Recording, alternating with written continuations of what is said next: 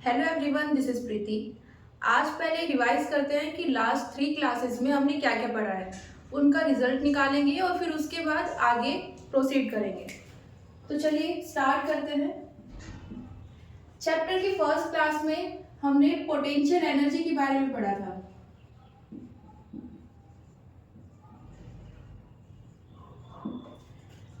इसका फॉर्मूला आया था हमारे पास Q1 Q2 divided by 4 pi epsilon naught R।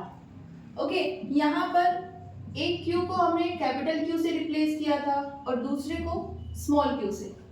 Capital Q हमने यहाँ पे क्यों लिखा था, जिससे हमें थोड़ा सा ध्यान रहे कि हम यहाँ पर कैपिटल Q सोर्स के लिए ले रहे हैं। ओके, स्मॉल q जो हम इनफाइनाइट से लेके आ रहे थे, कहाँ तक, किसी पॉइंट P तक। ओके, अब जरा देखो, इसमें हमारे पास जो पोटेंशियल एनर्जी है मींस U किस किस पर डिपेंड करता है। फर्स्ट, ये सोर्स पर डिपेंड करेगा। ओके, सोर्स हमने जो वैल्यू ली है। ओके, दूसरा ये डिपेंड करता है position of the small charge. Okay, इस वाले Q की हम बात कर रहे हैं। जो चार्ज हम इनफाइनाइट से लेके आ रहे हैं किसी इलेक्ट्रिक फील्ड के अंदर, उसे हम उस इलेक्ट्रिक फील्ड में किस पॉइंट पर रखेंगे। ओके, हम यहाँ पर बोल रहे हैं पॉइंट P पर लेके आ रहे हैं। सपोज ये हमारे पास एक चार्ज है, ओके, इस पॉइंट पर, और इससे R डिस्टेंस पर ये P पॉइंट है। जैसे जैसे इस P पॉइंट की पोजीशन चेंज होगी, वैसे वैसे ये R चेंज हो जाएगा, और R चेंज होगा मीन्स हमारी पोटेंशियल एनर्जी चेंज हो जाएगी। ओके, मीन्स हम इनफाइनाइट से किसी पॉइंट P तक जो चार्ज लेके आ रहे हैं, वो फाइनली किस पोजीशन पर रखने वाले हैं, इस पर हमारी पोटेंशियल एनर्जी डिपेंड करती है। ओके, साथ में हम कितने चार्ज को कैरी कर रहे हैं, ओके, कितने चार्ज को लेके आ रहे हैं, उस पर भी डिपेंड करेगी। तो ये 3 फैक्टर्स हैं, इनमें से कोई भी चेंज होता है तो हमारी पोटेंशियल एनर्जी चेंज हो जाएगी। ओके, नेक्स्ट हमने पढ़ा था पोटेंशियल। पोटेंशियल का फॉर्मूला हमें जो मिला था उसको हम लिखते हैं, ओके, इसी की टर्म में लिखे तो Q by 4 pi epsilon naught R। Okay, यहां पर Q अगेन क्या है, सोर्स। अब देखिए, ये फॉर्मूला तो हमें पता चल गया है, लेकिन ये बता क्या रहा है। ओके, यहां पर पोटेंशियल डिपेंड करता है पोजीशन पर, और सेकंड सोर्स पर। ओके, सपोज मेरे पास ये एक स्पेस है, इस स्पेस में मैंने ये Q सोर्स रख दिया है। ओके, तो यहां पर इलेक्ट्रिक फील्ड जनरेट हो जाएगी इस पूरे स्पेस में। ओके, अब इस स्पेस के जो पॉइंट्स हैं, कुछ पॉइंट्स ले लेते हैं। पूरा स्पेस पॉइंट से मिलकर बना हुआ है, बट हम सब कंसीडर नहीं करेंगे, कुछ पॉइंट्स कंसीडर कर लेते हैं। ओके, अब इन पॉइंट्स की अगर हम बात करें, यहाँ पर अभी तक हम कोई भी स्मॉल q चार्ज नहीं लेके आए हैं, हमने कोई r डिस्टेंस फिक्स नहीं की है। ओके, इतनी ही इंफॉर्मेशन के साथ में हम यहाँ पर क्या बता सकते हैं कि इस पॉइंट पर या इस पर्टिकुलर पॉइंट पर कितना पोटेंशियल है। ओके, ये है इसका रिजल्ट। हमें सिर्फ क्या पता होना चाहिए, हमारे पास एक स्पेस है, उस स्पेस में इलेक्ट्रिक फील्ड है, और इस इलेक्ट्रिक फील्ड के कारण हम उस स्पेस के किसी भी पॉइंट पर पोटेंशियल की वैल्यू बता सकते हैं। सबके पास सेम वैल्यू नहीं होगी, जैसे कि यहाँ पर लिखा भी है, पोजीशन के साथ में चेंज हो जाएगी। पोजीशन के साथ में मींस सपोज मैं ये वाला पॉइंट कंसीडर कर रही हूँ, इसकी डिस्टेंस मैंने R1 ली है। ओके, मैं अगर अब ये वाला पॉइंट देखूं तो यहाँ R1 और R2 चेंज हो गई है। चेंज होने का मतलब क्या है, सीधा सीधा पोजीशन चेंज हो रही है तो डिस्टेंस भी चेंज हो जाएगी, है ना। सोर्स से जो डिस्टेंस है वो चेंज हो रही है। सोर्स से डिस्टेंस चेंज होगी तो सीधा सीधा पोटेंशियल चेंज हो जाएगा। ओके, तो हमेशा याद रखना जब हम पोटेंशियल की बात करते हैं तो हमें इस चीज की जरूरत नहीं है कि हम कितना चार्ज लेके आ रहे हैं। ओके, उसकी इंफॉर्मेशन हमें नहीं चाहिए। हमें पोटेंशियल बताना है तो सिर्फ इतना बता दीजिए कि वहां पर इलेक्ट्रिक फील्ड कितनी है। ओके, या कौन सा सोर्स हम यूज कर रहे हैं, उसकी वैल्यू क्या है वो बता दीजिए। सेकंड, हमें पोजीशन दे दीजिए। एक बार हमने एक स्पेस में इलेक्ट्रिक फील्ड को डिफाइन कर दिया तो उस स्पेस के हर पॉइंट के पास पोटेंशियल डिफाइन हो चुका है। ओके, सभी पॉइंट्स के पास कुछ ना कुछ पोटेंशियल की वैल्यू आ चुकी है। अब हम जब किसी चार्ज को लेकर आएंगे तो जिस पॉइंट पर हम उसे रखेंगे उस पॉइंट की पोटेंशियल वैल्यू हम डिफाइन कर देंगे। ओके, तो ये है पोटेंशियल। इसके लिए हमें पोजीशन और सोर्स चाहिए होता है। नेक्स्ट हमने एक्सप्लेन किया था relation.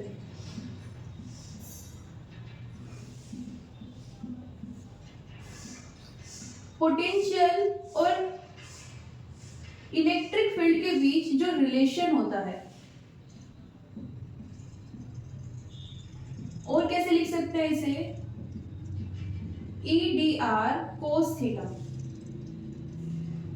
Negative sign. Okay,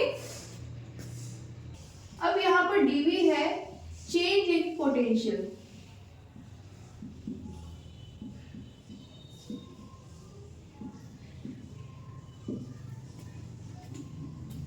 okay, change in potential, और साइड में हमें जो डी आर मिला हुआ है, यहां पर डी आर क्या रिप्रेजेंट कर रहा है, चेंज इन पोजीशन।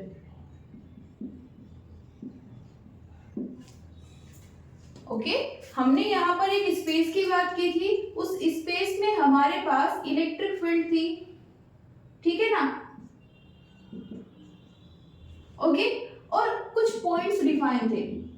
अब इन पॉइंट्स में से हमने एक को P कंसीडर कर लिया था। ओके, एक पॉइंट को P कंसीडर कर लिया था और इस पॉइंट पर हमने इलेक्ट्रिक फील्ड भी एज्यूम की थी। ओके, कोई भी हमारे पास यहाँ पे सोर्स रखा हो सकता है यहाँ पर है या यहाँ पर है, तो पोजीशन के साथ में इलेक्ट्रिक फील्ड की वैल्यू चेंज होगी। ओके, तो इस पॉइंट पर ये वाला पॉइंट कितना फोर्स एक्सपीरियंस कर रहा है, कितनी इलेक्ट्रिक फील्ड एक्सपीरियंस कर रहा है, डिफरेंट हो जाएगी ना। देखो, अगर हम बात कर रहे हैं यूनिफॉर्म इलेक्ट्रिक फील्ड की,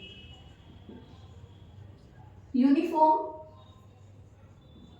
इलेक्ट्रिक फील्ड, अब हमने ये चीज डिफाइन कर दिया, तो उसके बाद हमें सिर्फ ये बताना है कि इलेक्ट्रिक फील्ड कितनी है, E है।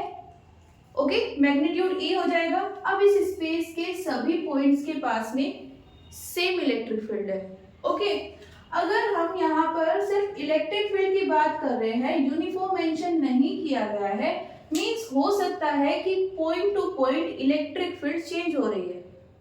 ओके, जैसे हम एग्जांपल ले सकते हैं एक स्फीयर का। यहाँ पर अगर हमने सोर्स रखा हुआ है प्लस क्यू, तो जैसे जैसे हमारी ये वाली डिस्टेंस इंक्रीज होगी r, ओके, वैसे वैसे यहाँ पर इलेक्ट्रिक फील्ड की वैल्यू चेंज होती चली जाएगी। ओके, वैसे ही केस यहाँ पर है, अगर यूनिफॉर्म मेंशन कर रहे हैं तब तो सभी पॉइंट्स के पास सेम इलेक्ट्रिक फील्ड आ जाएगी। अगर हम सिर्फ इलेक्ट्रिक फील्ड की बात कर रहे हैं, नहीं पता है कि यूनिफॉर्म है नॉन यूनिफॉर्म है, तो तब एक पॉसिबिलिटी है कि सभी पॉइंट्स के पास डिफरेंट वैल्यू है इलेक्ट्रिक फील्ड की। ओके, अब एक पॉइंट कंसीडर किया है, उस पर इलेक्ट्रिक फील्ड है और उस पर हमें क्या चाहिए, पोटेंशियल। सपोज अगर मैं अब यहाँ से इस एक पॉइंट पर आ जाती हूँ, पॉइंट है S, इस पर भी कुछ इलेक्ट्रिक फील्ड की वैल्यू होगी और कुछ पोटेंशियल की वैल्यू होगी। अब यहां से यहां आने में, ओके, इन दो पॉइंट्स में जब मैं इस पॉइंट से यहां पर आई तो कितना डिस्प्लेसमेंट हुआ है, इस डिस्प्लेसमेंट को ही हम क्या बोल रहे हैं, चेंज इन पोजीशन।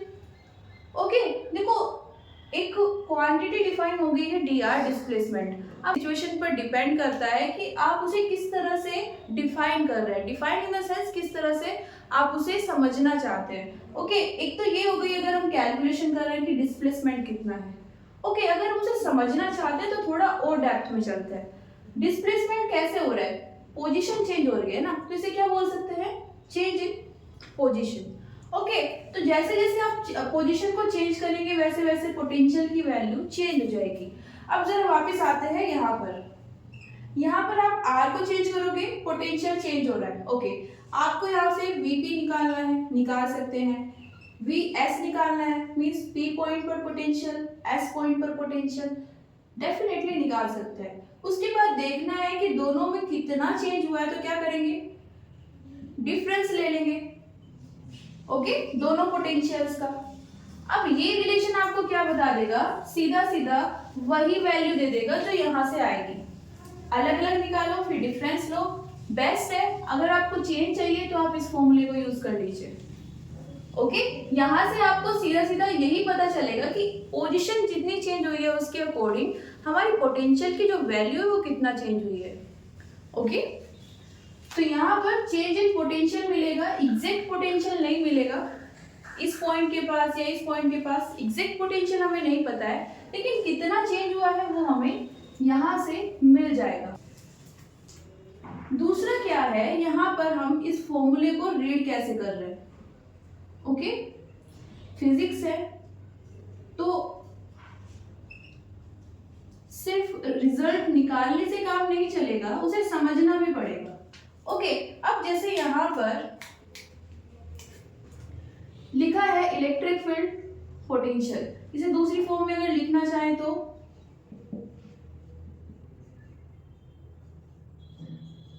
ओके, ये लिख सकते हैं। अब देखिए पोटेंशियल की तो यहाँ पे कोई डायरेक्शन नहीं होती है, पोटेंशियल तो कैसा है, स्केलर है। ओके, अब ये जब स्केलर है तो ये नेगेटिव साइन क्या रिप्रेजेंट कर रहा है, देखिए यहां पर हमें इस फॉर्मूले से क्या पता चलता है, change in potential decrease in the direction of electric field।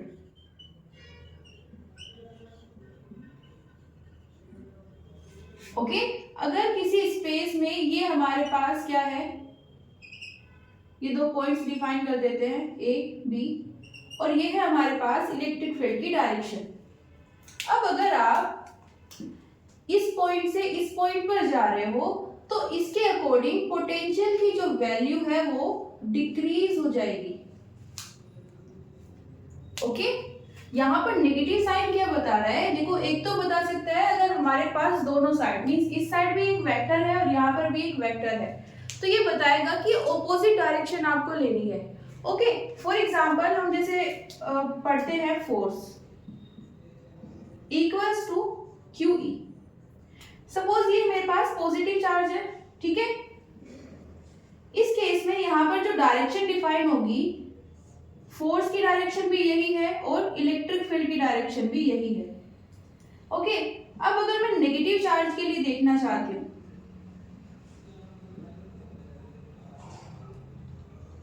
Okay, तो नेगेटिव चार्ज पर जो फोर्स होगा तो ये नेगेटिव हो जाएगा। मींस अगर इलेक्ट्रिक फील्ड की ये डायरेक्शन है तो फोर्स की ये डायरेक्शन होगी, ये इलेक्ट्रिक फील्ड और ये फोर्स। इसे देख भी सकते हैं कैसे, मेरे पास ये प्लस क्यू चार्ज है, ये माइनस क्यू है। ओके, प्लस क्यू के कारण इलेक्ट्रिक फील्ड की ये डायरेक्शन हो जाएगी। ओके, लेकिन ये क्या करेगा, नेगेटिव चार्ज को अट्रैक्ट करेगा अपनी साइड, है ना। पॉजिटिव चार्ज क्या करता है, नेगेटिव साइन को अट्रैक्ट करता है और पॉजिटिव को रिपेल करता है। तो नेगेटिव को अपनी साइड अट्रैक्ट कर रहा है, ओके, लेकिन इलेक्ट्रिक फील्ड की डायरेक्शन कहाँ है, दोनों की ऑपोजिट है। तो यहाँ पर जब इधर भी वेक्टर है यहाँ भी वेक्टर है, तो ये नेगेटिव साइन क्या बता रहा है, डायरेक्शन बता रहा है। लेकिन हमारे इस केस में ये क्या है, स्केलर है, ये क्या है, वेक्टर है, ई।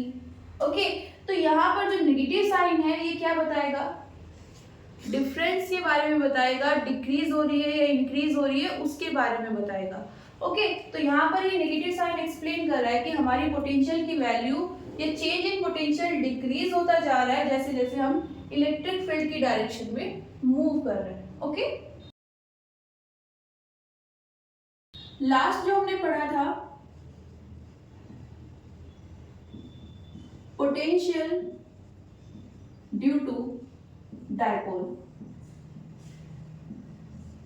इसमें हमारे पास फॉर्मूला आया था K P cos theta divided by R square. Okay, K की क्या वैल्यू थी यहाँ पर, सेम 4 बाई एप्सिलॉन नॉट।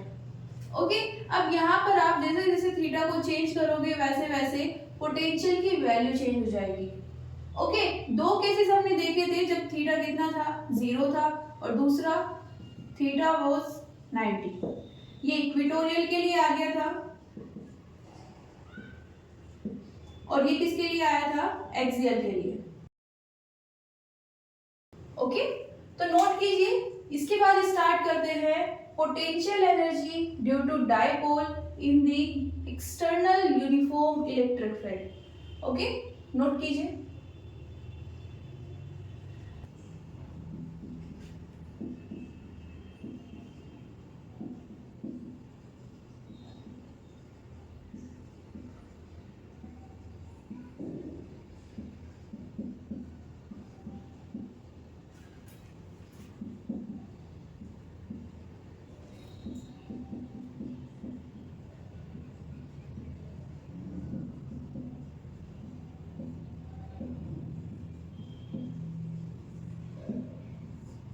हमारे पास एक एक्सटर्नल इलेक्ट्रिक फील्ड है,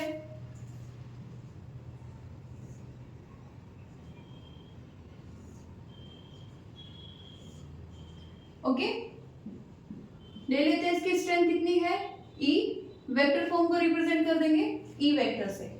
ओके, ये कहा, इसमें क्या रखा हुआ है, हमने एक डायपोल रखा है।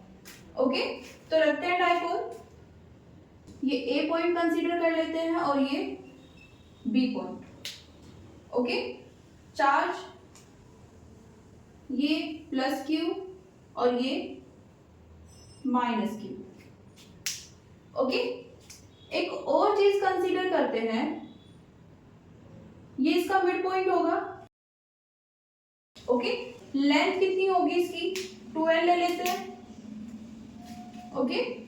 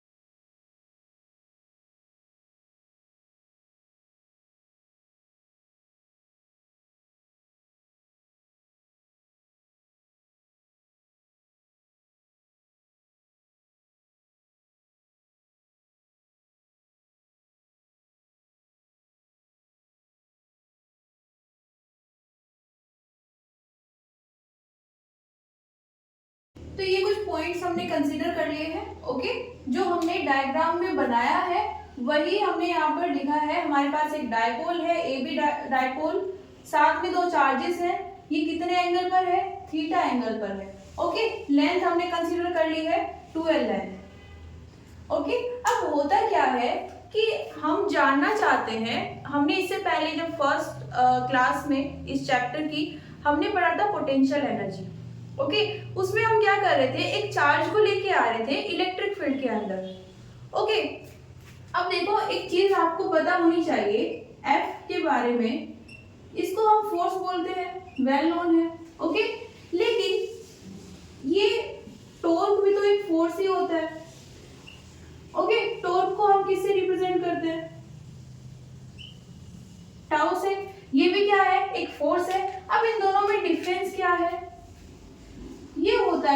रोटेशनल फोर्स, और ये होता है ट्रांसलेशनल फोर्स। मींस अगर आप एक लाइन के अलोंग किसी डायरेक्शन में मूव कर रहे हैं, ओके, एक लाइन के अलोंग आप एक पॉइंट से दूसरे पॉइंट पर जा रहे हैं, तब अगर आप फोर्स अप्लाई कर रहे हैं तो वो फोर्स हम किससे डिनोट करते हैं? F से। और कौन सा फोर्स होता है? Translational force. ओके, अब अगर हम एंगल के थ्रू किसी पॉइंट से दूसरे पॉइंट पर जाना चाहते हैं, यहां से यहां पर जाना चाहते हैं, ओके, मार्कर से समझते हैं, ये हमारी इनिशियल स्टेट है, ओके, हम यहां पर जाना चाहते हैं इस तरह से, ओके, या और किसी पॉइंट पर मूव करना चाहते हैं लेकिन एक एंगल के फॉर्म में रोटेशनल मोशन करते हुए, ओके, एक सर्कल के अलोंग घूमते हुए हम क्या करना चाहते हैं? एक पॉइंट से दूसरे पॉइंट पर जाना चाहते हैं। उस केस में हम जो फोर्स अप्लाई करते हैं उसको क्या बोलते हैं? रोटेशनल फोर्स, और उसी को क्या बोलते हैं? टॉर्क। ओके, तो जब भी हम रोटेशनल मोशन करेंगे तो क्या मिलेगा? हमें टॉर्क मिलेगा। ट्रांसलेशन करेंगे तो हमें फोर्स मिलेगा, जिसे हम F से डिनोट करते हैं। अब देखिए यहाँ पर आप इस पॉइंट से इस पॉइंट पर गए तो कितना डिस्प्लेसमेंट हुआ? उसे हम रिप्रेजेंट करेंगे dr से, ओके, यहां पर जो डिस्प्लेसमेंट होगा उसे हम रिप्रेजेंट करेंगे dr से। अब अगर आप इनिशियली, सपोज ये x एक्सिस है, ओके, आप इनिशियली यहां पर हैं, इस पॉइंट पर हैं, ओके, और x एक्सिस से आप 30 डिग्री के एंगल पर हैं। अब आप कहां जाना चाहते हैं? इस पॉइंट पर जाना चाहते हैं, ओके, यहां पर आप जाएंगे तो डेफिनेटली एंगल चेंज हो जाएगा, है ना, एंगल चेंज हो जाएगा। अब यहां पर आप डिस्प्लेसमेंट कैसे लेंगे? पॉइंट टू पॉइंट लेंगे क्या? नहीं, यहां पर आप इस A पॉइंट से इस B पॉइंट पर गए हैं, लेकिन कैसे गए हैं? इस तरह से नहीं गए, इस ओरिजिन से हमने इस तरह से मोशन किया है, ओके, तो उस केस में यहां पर हमने ये d थीटा डिस्प्लेसमेंट किया है। इस d थीटा को क्या बोलते हैं? Angular displacement.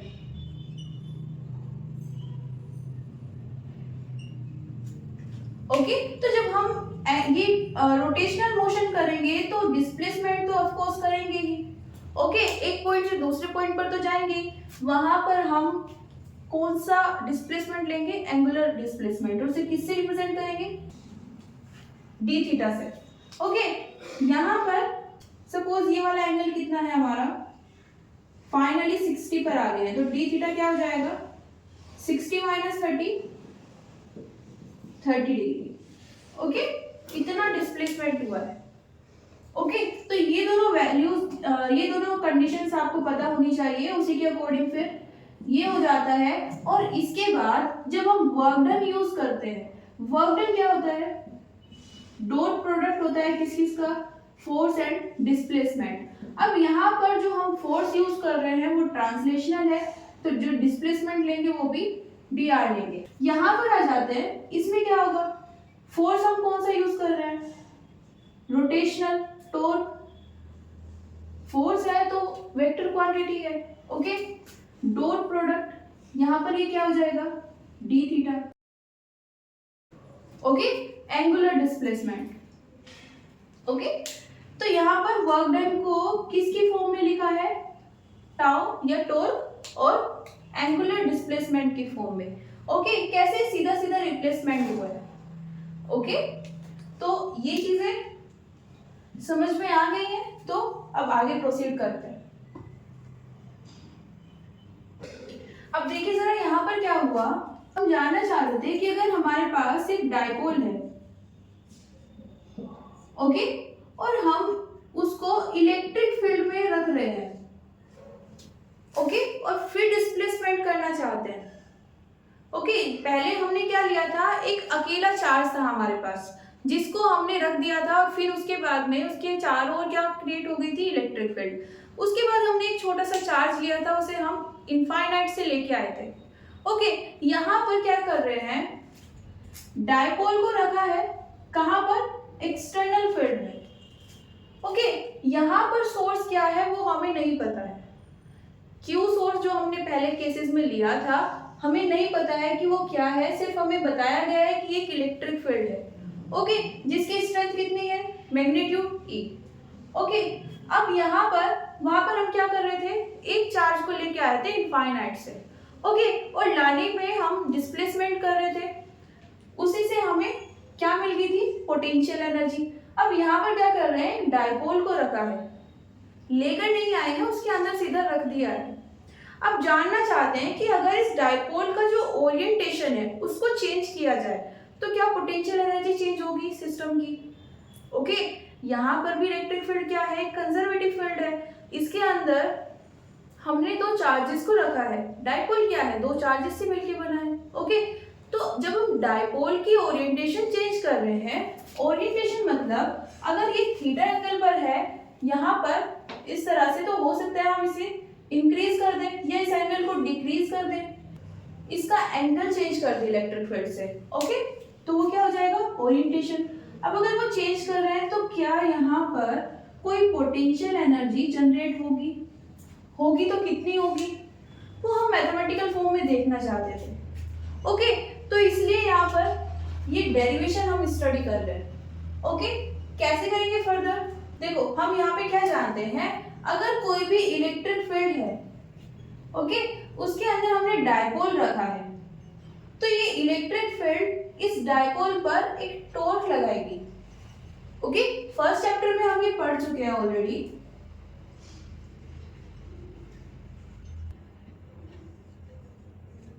कितना हो जाएगा torque, P cross E। Okay, या फिर क्या लिख सकते हैं इसको, मैग्नीट्यूड फॉर्म में, PE साइन थीटा।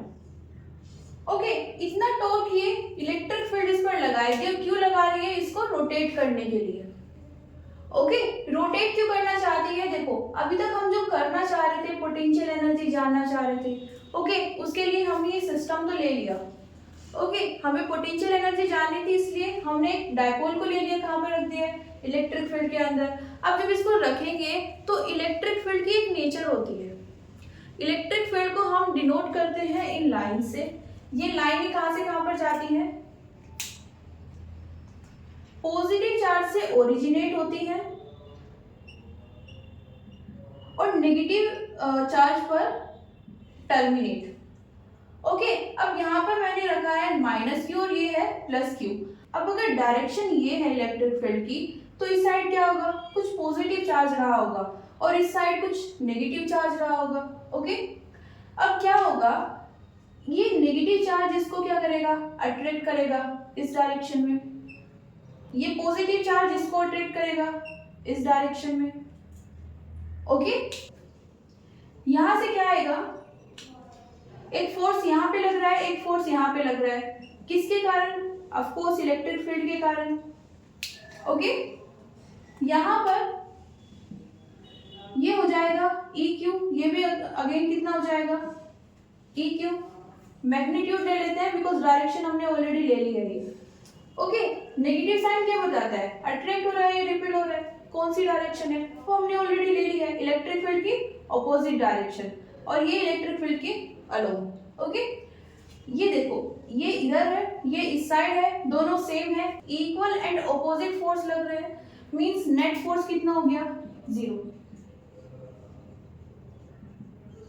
तो इलेक्ट्रिक फील्ड पहले तो कोशिश कर रही थी ट्रांसलेशनल फोर्स अप्लाई करने का, किस पर, डायपोल पर, लेकिन वो 0 हो गया। लेकिन ये इसको रोटेट तो करेगी डेफिनेटली, ओके, क्योंकि इसकी नेचर है, तो यहाँ पर भी वही करेगी। टॉर्क नॉन जीरो है और कितना है actually, PE sine theta. Okay, vector form में अगर देखना चाहे तो P dot E, sorry P cross E। Okay, इसकी डायरेक्शन देखिए एक बार, ये तो पता चल गया कि टोर्क कितना है, 0 है। ओके, ये कहाँ से आया, ये हमने डेराइव किया था। ओके, तो आपने अगर उस लेक्चर को नहीं देखा है तो एक बार देख लीजिए, बिकॉज क्या होगा, ये वाली चीज करने के बाद में आपको रीजन पता चल जाएगा कि ये तो 0 हो गया लेकिन ये क्यों नहीं हुआ। ओके, तो बेसिकली यहाँ पर हम सिर्फ क्या कर रहे हैं, ठीक है, ये इंट्रोड्यूस कर दिया है, ये नॉन जीरो है, बट रीजन आप वहां पर जाके देख सकते हैं। ओके, अदरवाइज लेक्चर काफी लंबा हो जाएगा। ओके, क्या करेंगे यहाँ पर, टॉर्क कितना प्रोड्यूस होगा ये हमें पता चल गया है, लेकिन वेक्टर क्वांटिटी है, डायरेक्शन क्या होगी, ओके, वो मोस्ट इंपोर्टेंट है। तो ये तो 0 हो गया, वैसे भी इसको इरेज कर सकते हैं। ओके, नोट करना है तो नोट कर सकते हैं। देखिए जरा, ये क्या है, इलेक्ट्रिक फील्ड, इसकी डायरेक्शन तो ये पता ही हमें। ओके, पी क्या होता है, डायरेक्शन ऑफ डायपोल मोमेंट, कहां से कहां पर होती है, negative to positive. Negative to positive होती है तो हम इस तरह से ले सकते हैं पी को। ओके, तो ये कुछ इस तरह से आ जाएगी, ये P है और ये E है। ओके, हम कर रहे हैं P cross E, cross product. Okay, means P cross E का मतलब है हम P से E पर जा रहे हैं। ओके, P से E पर जा रहे हैं और ये कौन सी डायरेक्शन हो जाएगी, क्लॉकवाइज। अगेन मैं पहले एक्सप्लेन कर चुकी हूँ, बट ठीक है, यहाँ पर क्या होगा, क्लॉकवाइज कैसे आएगी, जब हम रोटेशनल मोशन करते हैं तो वहां पर हम एक्स वाई जेड डायरेक्शंस नहीं कंसीडर करते हैं, वहां पर कौन सी डायरेक्शन कंसीडर करेंगे, clockwise and anti clockwise. Okay, अब डायरेक्शन क्या आ गई है, क्लॉकवाइज, इसको यहां पर मेंशन कर लेते हैं, क्लॉकवाइज डायरेक्शन। तो ये जो टॉर्क लग रहा है फाइनली, इलेक्ट्रिक फील्ड जो टॉर्क लगा रही है वो कहां पे लगा रही है, क्लॉकवाइज डायरेक्शन में, मींस वो इस डायपोल को इस तरह से लाने की कोशिश करेगी। ओके, किस ओरिएंटेशन में, इस ओरिएंटेशन में, -q + q। ओके, क्यों, क्योंकि यहाँ पर नेगेटिव चार्ज है और यहाँ पर पॉजिटिव। तो फाइनली इलेक्ट्रिक फील्ड इसको अपने अलोंग अलाइन करना चाहती है, इसको बोलते हैं अलाइनमेंट। जो डायरेक्शन इलेक्ट्रिक फील्ड की है वही किसकी आ गई है, डायपोल की। तो इलेक्ट्रिक फील्ड क्या करना चाहती है, अलाइन करना चाहती है। ओके, अब अपने पॉइंट से नहीं दूर जाते हैं, इलेक्ट्रिक फील्ड अलाइन करना चाहती है। ये इलेक्ट्रिक फील्ड का क्या है, बिहेवियर। हमें क्या चाहिए, पोटेंशियल एनर्जी। तो हम इसके इस बिहेवियर को यूज करेंगे पोटेंशियल एनर्जी के लिए। कैसे, consider that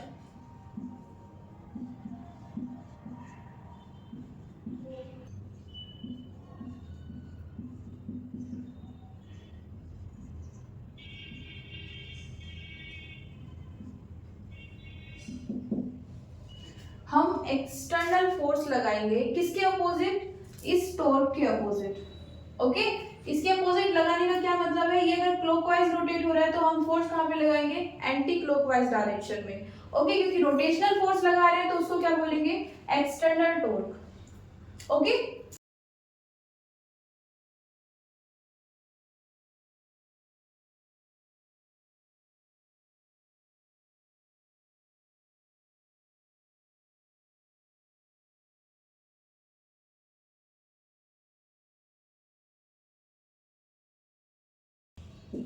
opposite to the electric field एक टॉर्क लगा रहे हैं, उस टॉर्क से हम डायपोल को रोटेट करते हुए कहां पर ले आते हैं, अगर इनिशियली वो थीटा आई एंगल पर था तो हम उसे थीटा एफ और फाइनल एंगल पर ले आते हैं। और इसके लिए हमें जो वर्क डन करना पड़ा उसे हम क्या लिखेंगे, डब्ल्यू एक्सटर्नल।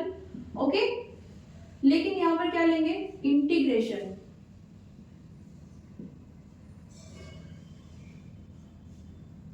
इंटीग्रेशन क्यों लिया है, पूरा वर्क डन हम एक बार में नहीं करेंगे, इनिशियल और फाइनल की फॉर्म में क्या करेंगे, इंटीग्रेट करेंगे। पहले छोटा सा डिस्प्लेसमेंट लेंगे, एंगुलर डिस्प्लेसमेंट, फिर उसे क्या करेंगे, इंटीग्रेट कर देंगे। ओके, क्योंकि हमें पता है कंजर्वेटिव फोर्स के अंडर में काम हो रहा है, तो इनिशियल और फाइनल पोजीशन पर वर्क डन डिपेंड करेगा। ओके, तो उसी को यूज कर लेते हैं। ओके, ये थीटा फाइनल। अब इसको क्या लिख सकते हैं, torque external D theta and cos theta.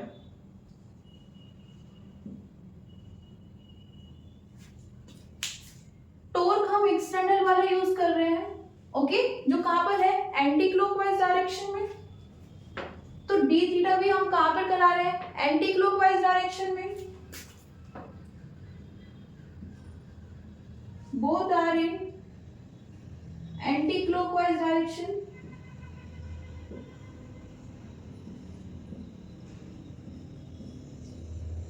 So theta कितना हो जाएगा, 0, क्योंकि जिस डायरेक्शन में हम फोर्स लगा रहे हैं उसी में डिस्प्लेसमेंट होगा, राइट। ये कितना हो जाएगा, थीटा को 0 रखेंगे तो 1 आ जाएगा, और ये torque D theta I final. Okay, अब देखो यहाँ पर एक्सटर्नल टॉर्क की वैल्यू क्या रखेंगे। देखो हम टॉर्क किसके अपोजिट लगा रहे हैं, इलेक्ट्रिक फील्ड ने जो टॉर्क लगाया है। ओके, तो डायरेक्शन में वो अपोजिट है, लेकिन मैग्नीट्यूड में इक्वल होना चाहिए। ओके, हम बेसिकली कर क्या रहे हैं, जिस टॉर्क से इलेक्ट्रिक फील्ड डायपोल को रोटेट करना चाहती है, हम उसे रोकना चाहते हैं। ओके, तो किसी को रोकने के लिए क्या करते हैं, जितना फोर्स वो लगा रहा है हम उतना ही फोर्स लगाते हैं, लेकिन ऑपोजिट डायरेक्शन में। तो यहाँ पर भी वही करेंगे। ये एक्सटर्नल टॉर्क इन मैग्नीट्यूड किसके इक्वल होना चाहिए, टॉर्क जो हमने किसके लिए लिया है, इलेक्ट्रिक फील्ड के लिए। ओके, ये वाला। तो वहां पर जो मैग्नीट्यूड वैल्यू रखेंगे वो ये वाली पुट करेंगे। करते हैं, PE sine theta D theta कितना हो जाएगा, इनिशियल और ये फाइनल। ओके, अब देखो यहाँ पर सेम डायपोल है, चार्जेस चेंज नहीं हो रहे हैं, तो ये पी कितना क्या है यहाँ पर, डायपोल मोमेंट, ये भी सेम रहेगा। चार्जेस सेम है तो डायपोल मोमेंट सेम है। इलेक्ट्रिक फील्ड हमने एक्सटर्नल यूज की है, यूनिफॉर्म है। ओके, तो ये भी सेम है। क्या चेंज होगा, थीटा एंगल चेंज होगा। ओके, तो क्या करेंगे, इसको बाहर लेंगे और इसको इंटीग्रेट करेंगे। करते हैं,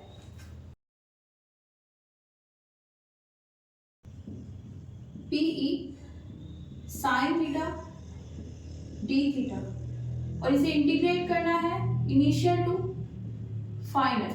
अब देखो यहाँ पर इंटीग्रेशन यूज करेंगे, साइन थीटा को जब इंटीग्रेट करेंगे तो कितना आएगा, माइनस कोस थीटा। ओके, ये क्या हो जाएगा, PE minus cos theta initial to final. Negative sign को बाहर निकाल लेते हैं पहले, उसके बाद क्या करेंगे, वैल्यूज पुट करेंगे इनिशियल एंड फाइनल की। तो ये कितना हो जाएगा, cos final minus cos initial.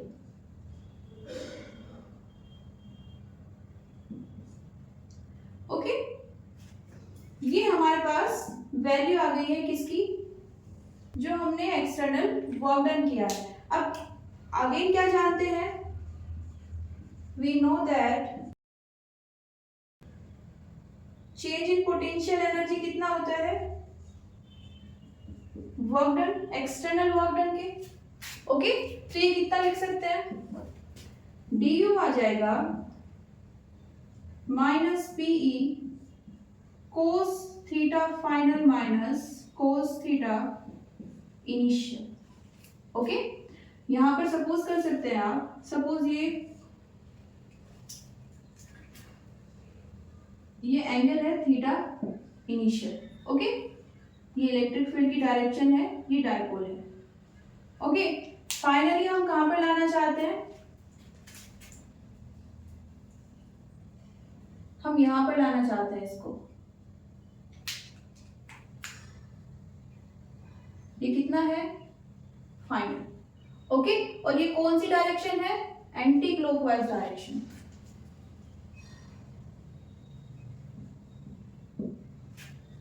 Okay, तो ये आ गया हमारे पास चेंज इन पोटेंशियल एनर्जी। ये हमें पता है कि हम सिर्फ पोटेंशियल एनर्जी में डिफरेंस निकाल सकते हैं। ओके, कितना चेंज हुआ है दो पोजीशंस के बीच में, लेकिन किसी पर्टिकुलर पोजीशन के लिए पोटेंशियल एनर्जी कितनी होगी वो अगर फाइंड करना है तो क्या लेने पड़ेंगे? कुछ एजम्पशन। ओके, एजम्पशन कैसे होने चाहिए? हमें क्या करना है,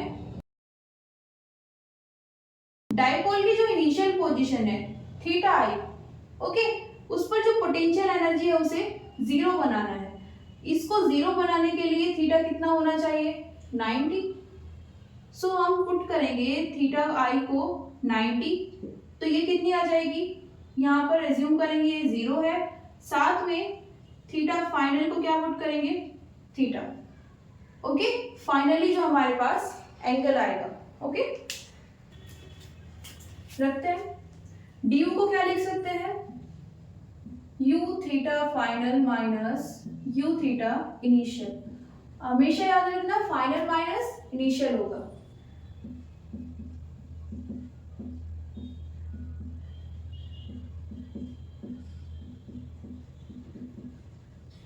पुट करते हैं, ये कितना हो जाएगा? जीरो। इसको रखते हैं theta minus zero equals to cos theta minus ये कितना हो जाएगा? Zero cos 90।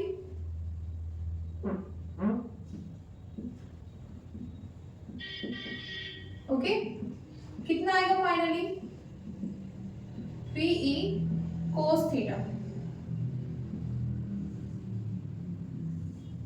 ओके, अब इसको क्या लिख सकते हैं? और PE cos theta scalar product जैसा लग रहा है तो उसी फॉर्म में लिख देते हैं।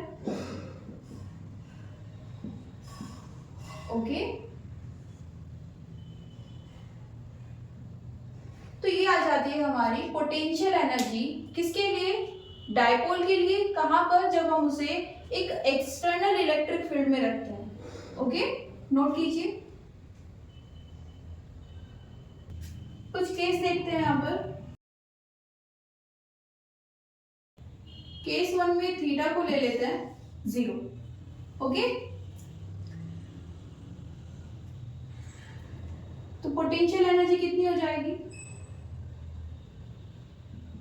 PE cos theta cos zero कितना होगा? 1। ओके, अब देखिए यहां पर ये होती है हमारे पास मिनिमम पोटेंशियल एनर्जी। ओके, ये एक ऐसी पोजीशन है जहां पर डाइपोल की जो पोटेंशियल एनर्जी है वो कितनी हो जाएगी? मिनिमम हो जाएगी। और ये ओरिएंटेशन कब मिलेगा? जब हमारे पास डाइपोल क्या हो जाएगा? अलाइन हो जाएगा along the electric field. Okay, यही एंगल लिया था ना थीटा, ये वाला। ओके, तो ये कितना हो गया है? जीरो। ओके, तो ये क्या हो जाएगा? Minimum potential energy. इसको क्या बोलते हैं? State of stable equilibrium.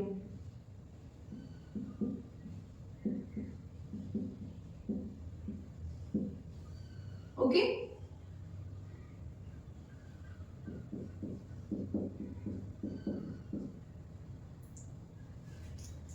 अब इक्विलिब्रियम का मतलब क्या है? देखिए, एक ऐसी स्टेट जहां पर फोर्सेस तो लग रहे हैं। ओके, कोई भी पर्टिकुलर बॉडी है उस पर फोर्सेस तो लग रहे हैं लेकिन इक्वल एंड ऑपोजिट है। सपोज ये मेरे पास एक बॉडी है, इस पर कुछ फोर्सेस लग रहे हैं लेकिन इक्वल एंड ऑपोजिट हो गए हैं एक पॉइंट पर। अब ये जो बॉडी है ये कहीं नहीं जाएगी। ओके, इसी पोजीशन में रहेगी। अगर ये वाला ज्यादा होता तो इस डायरेक्शन में मूव करती, ये वाला ज्यादा होता तो इस डायरेक्शन में। अब मैं बोल रही हूँ कि ये इक्विलिब्रियम में आ गए हैं, जितना ये है उतना ही ये, उसी के अलावा जितना ये फोर्स है उतना ही ये फोर्स है। तो इसको क्या बोलते हैं, इक्वल एंड ऑपोजिट फोर्सेस। और जब सभी फोर्सेस इक्वल एंड ऑपोजिट हो जाते हैं तो हम बोलते हैं कि हमारी बॉडी कैसे है, इक्विलिब्रियम स्टेट में है। Okay okay. स्टेबल क्या होता है, स्टेबल होता है एक ऐसा इक्विलिब्रियम जहां पर बॉडी के आने के बाद अगर आप उसको डिस्टर्ब करना चाहते हैं, ओके, थोड़ा सा डिस्टरबेंस क्रिएट किया है आपने बॉडी के साथ, तो वो फिर से अपनी इनिशियल मतलब इक्विलिब्रियम वाली स्टेट में आ जाएगी। ओके, सपोज कीजिए इस ग्राफ में ये मेरे पास एक वेल है, ओके, इसमें यहां पर एक बॉल रखी हुई है,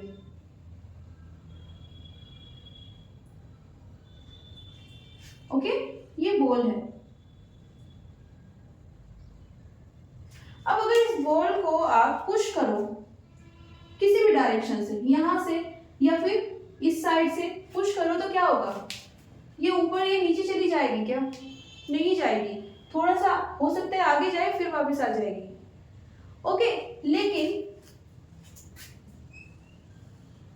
अगर मैं अब यहां पर एक बॉल को पुट कर देती हूं,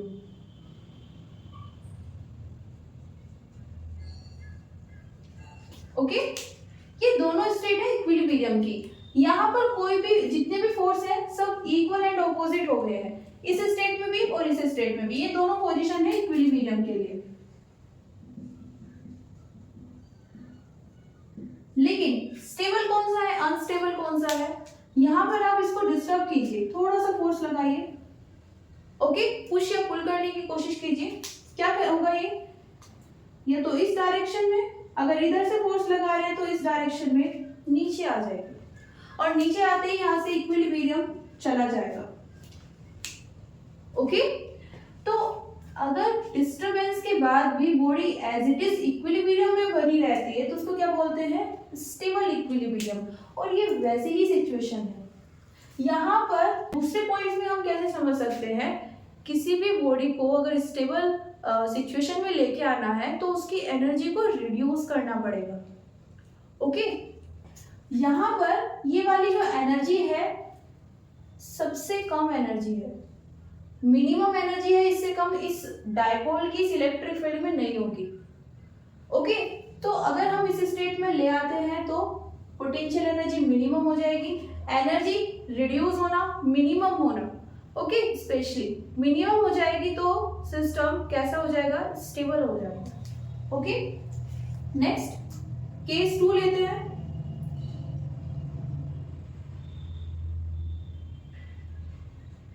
केस 2 में क्या करेंगे, थीटा को 90 पुट कर देते हैं, 90 पुट करेंगे तो क्या होगा,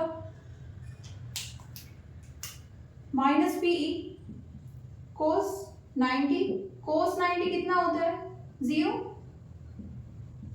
कितना आ जाएगा यहां से, पीई इंटू 0, तो पोटेंशियल एनर्जी कितनी हो जाएगी, 0। ओके, पोटेंशियल एनर्जी 0 हुई है, कम नहीं हुई है। ओके, एक और केस करते हैं, उसके बाद बेटर वे में समझ पाओगे। केस 3, थीटा को 180 पुट कर देते हैं, 180 पुट करेंगे तो कितना आ जाएगा, माइनस पीई कोस 180, कोस 180 कितना होता है, -1, एक माइनस ऑलरेडी है तो कितना हो जाएगा, प्लस पीई। ये होती है maximum potential energy.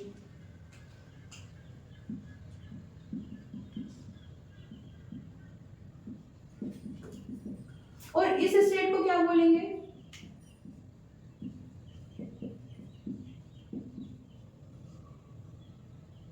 Unstable equilibrium.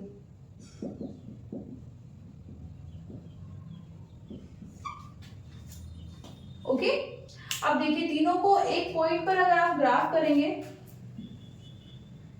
ये कितना है, 0 पोटेंशियल एनर्जी, ये कितना है, प्लस, और ये कितना है, माइनस। ये कहां पर मिला, 0 पर, ये 90 पर और ये 180 पर। इससे कम नहीं होगी, इससे ज्यादा नहीं होगी। ओके, तो यहाँ पर सबसे ज्यादा अनस्टेबल होगा सिस्टम। ओके, क्योंकि एनर्जी जब बहुत ज्यादा आ जाती है तो शांति से नहीं बैठ पाते, है ना। बोलते हैं ना, जब बच्चे खेलते रहते हैं, पता नहीं इतनी एनर्जी कहाँ से आ रही है, इतना स्टेमिना कहाँ से आ रहा है, शांति से बैठ ही नहीं सकता। ओके, तो क्या होता है, जब एनर्जी बहुत ज्यादा होती है तो कोई भी बॉडी है वो मूव करेगी। ओके, वो स्टेबल होना चाहती है, मीन्स एनर्जी को मिनिमाइज करना चाहती है। इसकी बात करें तो कहाँ पर होगी, जब एंगल कितना हो जाएगा, 0 हो जाएगा। ओके, यहाँ पर अगर देखें, ये हमने जब थीटा को 90 पुट किया था तो हमारी जो पोटेंशियल एनर्जी थी वो कितनी आई थी, 0। ये हमने एजम्पशन लिया था। ओके, और अब क्या किया हमने, अगेन थीटा को जब 90 पुट किया है तो फिर से पोटेंशियल एनर्जी कितनी आई है, 0। एजम्पशन करेक्ट प्रूफ हो रहा है। दूसरा क्या है, अगर हमारे पास एक पॉइंट है, ओके, उस पॉइंट पर हमने एक बार पोटेंशियल एनर्जी किसी एक पर्टिकुलर सिस्टम के लिए फिक्स कर दी है, सिस्टम अगर वही है तो टाइम के साथ में उस पॉइंट की पोटेंशियल एनर्जी चेंज नहीं होगी। आप किसी भी डायरेक्शन से मूव करके उस पर आइए, आपको सेम फिक्स वैल्यू मिलेगी किसकी, पोटेंशियल एनर्जी की। ओके, इसीलिए फर्स्ट पॉइंट जो क्लास में आज की डिस्कस हुआ था वो था पोटेंशियल एनर्जी, जिसमें बताया था कि पोटेंशियल एनर्जी किस किस पर डिपेंड करती है। आपके पास सोर्स क्या है, आप किस पोजीशन की बात कर रहे हैं, साथ में आप कौन से चार्ज को, कितने चार्ज को लेके आ रहे हैं। तो अगर आपके पास डायपोल फिक्स है तो जिसे आप लेकर आ रहे हैं वो फिक्स है। आपके पास इलेक्ट्रिक फील्ड फिक्स है, मींस सोर्स फिक्स है, सिर्फ क्या चेंज हो रहा है, पोजीशन। तो पोजीशन चेंज होगी तो पोटेंशियल एनर्जी चेंज हो जाएगी।